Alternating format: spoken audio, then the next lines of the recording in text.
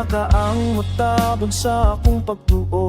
Sa kahadlok usahay akong mauno, imong kanunay bunag sa kaaway. Pagsulay ang hinagiban matag adlaw, apan bisan pa sa kangit-ngit sa dalan. At tunay kahayag nga walay kapakyasan, si Kristo nagkupot sa akong kamo. Pili niya ako pasagtan, pili niya buhiyan. Kung ako maluya, siya kusgan. Kung ako mahadlok, siya ang klinaw. Sa matag luha o pagantos, na siya kanunay matino na nun.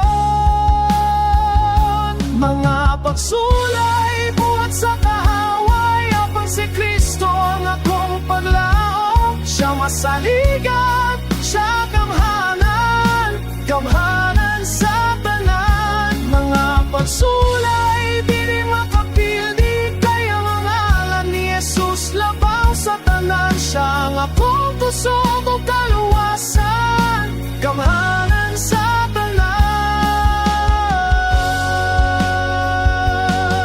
Sa ulo sa kinabuhi nga nagpagyo, akong kasing-kasing halos mahungo. Apan ang punya maoy kalasangan, diya kaniya ako makapahulay.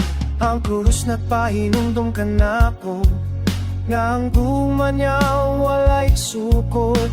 Bisan ako mahuyang umakasasala, siya mipili gihapon sa paghigugma. Walay kadaugan ang kaaway, sa ngalan ni Jesus ako mo paro. Ang kahadlok, kasakit o kadena, nabungkag sa gahom, sayang guma.